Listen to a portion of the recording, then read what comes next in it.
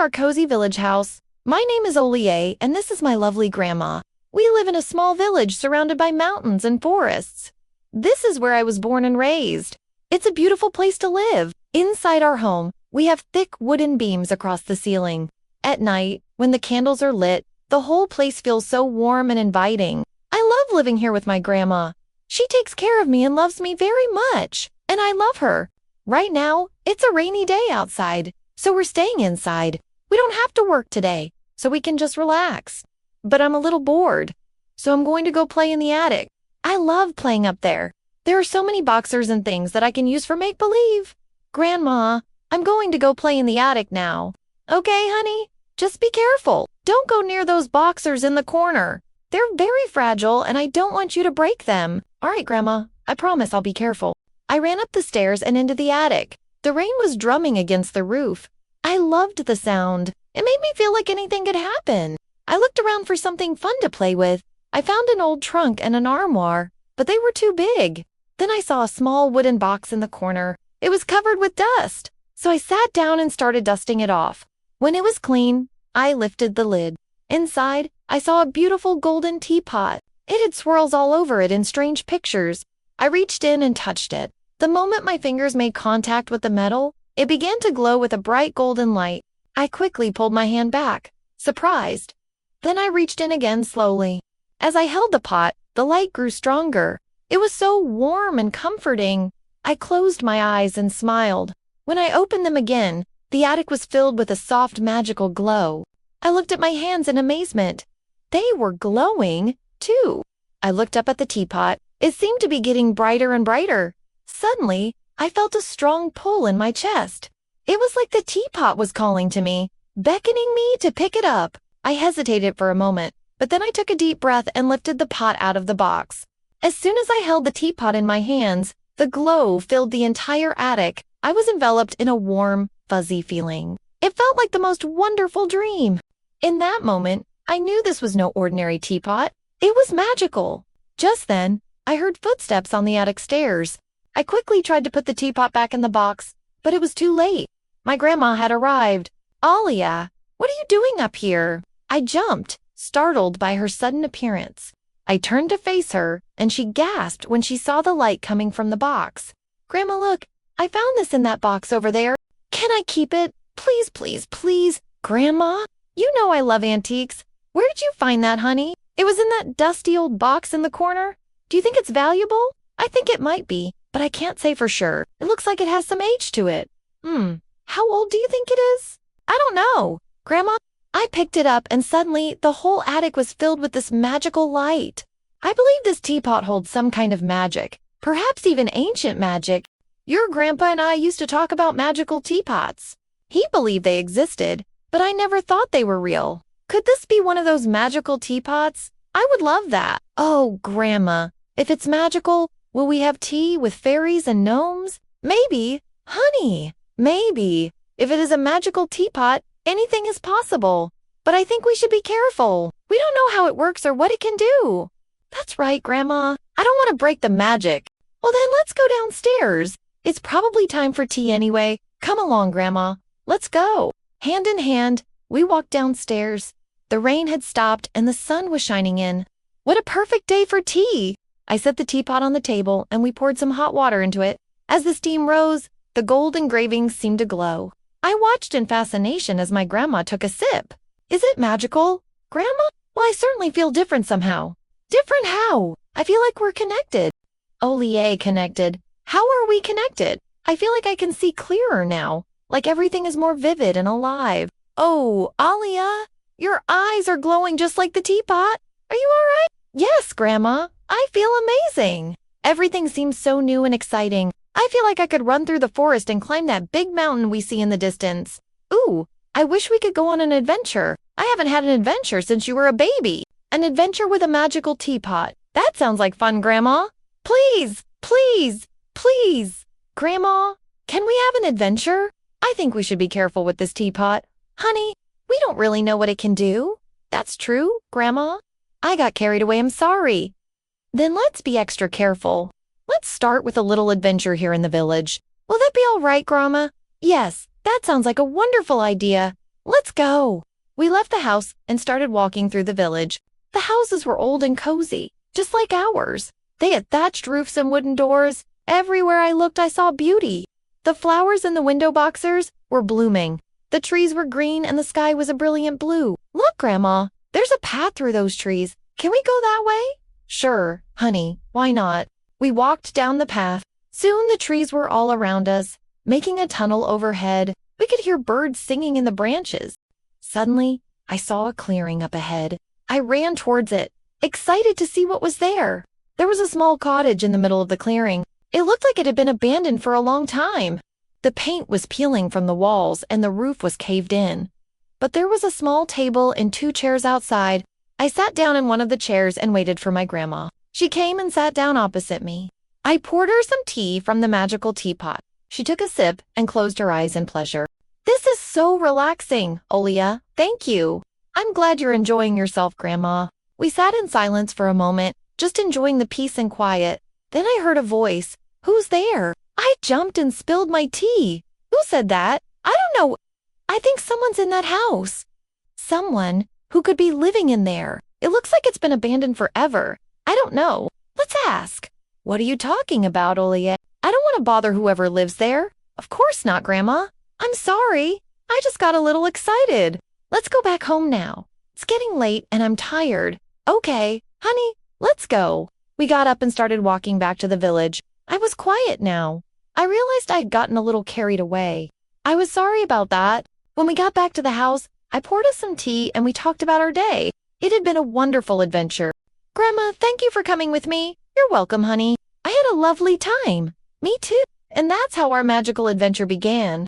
With a mysterious golden teapot, we explored the world around us and discovered the magic that was already there all along. What other adventures will we have? I wonder. Will we meet fairies and gnomes? Will we travel to faraway lands? I can't wait to find out. If you enjoyed our adventure, please give this video a thumbs up. Subscribe to our channel and leave a comment below telling us what adventure you would like to see us have next. Thank you for watching. I'll see you next time. Have you ever stumbled upon a secret garden hidden away from the bustling world? Imagine waking up early in the morning to find a place where flowers sparkle like stars, where ancient ivy walls whisper tales of ages past, and where a magical fountain glows in the center. This is the story of a hidden magical garden at dawn and the extraordinary adventure of a brave young boy who discovered it. The first rays of sunlight were beginning to touch the sleepy town, painting the sky with hues of rose and gold. In the heart of this quaint town lived a young boy named Finn. Now, Finn was no ordinary boy. Oh no! He had a spirit of adventure that burned brightly within him, a spirit that yearned for the unknown, for the magical, and for the extraordinary. One day, as Finn was skipping home from school, his foot caught on a loose stone and sent him sprawling onto the soft earth. As he brushed himself off, he noticed a small opening in the wall covered in blooming ivy. Curiosity got the better of him, and he pushed aside the curtain of foliage. What lay beyond took his breath away. There, bathed in the soft morning light, was a garden like no other. The flowers of every hue imaginable swayed gently in the breeze, their petals shimmering with an otherworldly glow. It was as if the stars had fallen to the earth and become flowers, or as if the flowers had reached up to the stars and become one with them. But what truly captured Finn's attention was a magnificent fountain in the center of the garden. Its surface, smooth and polished by countless seasons, reflected the sky, the clouds, and the dancing lights of the flowers. And as he approached, he heard a sound, not the tinkling of water, but a melody, a song as old as time itself. It was the fountain singing, and its song was a beckoning, a call for him to come closer. As Finn stood there listening, mesmerized, he felt a connection to the fountain, as though it were calling out to him, inviting him into its magical embrace. The melody seemed to echo the adventures that lay hidden within his own heart, stirring a bravery that he didn't know he possessed. He took a step forward, then another, and soon he was standing at the edge of the fountain. There, carved into the stone, were strange and wonderful symbols that seemed to shift and change as he looked at them. They were the language of the fountain, and somehow Finn felt he understood it. With a deep breath, he reached out and touched the cold, smooth stone. In that instant, the world around him exploded into a burst of color and light. The flowers shimmered brighter, the fountain sang louder, and the ancient ivy walls seemed to come alive with vibrant energy. Then, from the depths of the fountain, a treasure emerged, an enchanted golden teapot. Its surface was adorned with swirling patterns that seemed to dance before his eyes, and when Finn lifted it he felt a surge of power, raw and untamed, like a wild creature yearning to be set free. In his hands, the teapot trembled, its energy pressing against his fingers, urging him to pour, and so he did. With a slow, careful movement, he tilted the spout towards a nearby stone basin, allowing the glowing liquid to flow. As the tea flowed, the garden transformed. Petals swirled and danced in the air, creating a golden haze that hid the true forms of the flowers.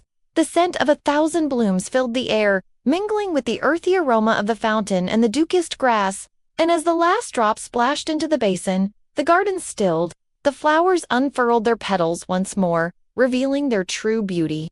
The fountain's song softened, and the golden light faded, leaving behind a gentle, peaceful glow. But Finn wasn't done exploring. His gaze fell on a nearby stone structure, half hidden by climbing vines. He pushed aside the leaves, and there it was, a small house nestled in the heart of the garden. Its roof was made of smooth, flat stones, and the walls were covered in lush, green moss that glowed faintly. As he stepped closer, he noticed intricate carvings on the stone, each telling a story of mythical creatures and faraway lands. The door, crafted from a single slab of wood, was adorned with a tarnished brass knocker in the shape of a snarling wolf's head. Taking a deep breath, Finn raised his hand and knocked. A moment passed, then another. Just as he was about to lose hope, the door creaked open. Standing before him was an old woman with twinkling eyes and a smile that crinkled the corners of her face. "Well, hello there," she said, her voice as warm and inviting as the glowing moss on the walls. "What brings you to my humble abode?" Finn hesitated, not sure how to explain what he had found or how he had gotten there, but the woman smiled knowingly. "Don't worry," she said. "I know all about your little secret. This garden and I are here for you." Confused, Finn shook his head. "I don't understand," he whispered.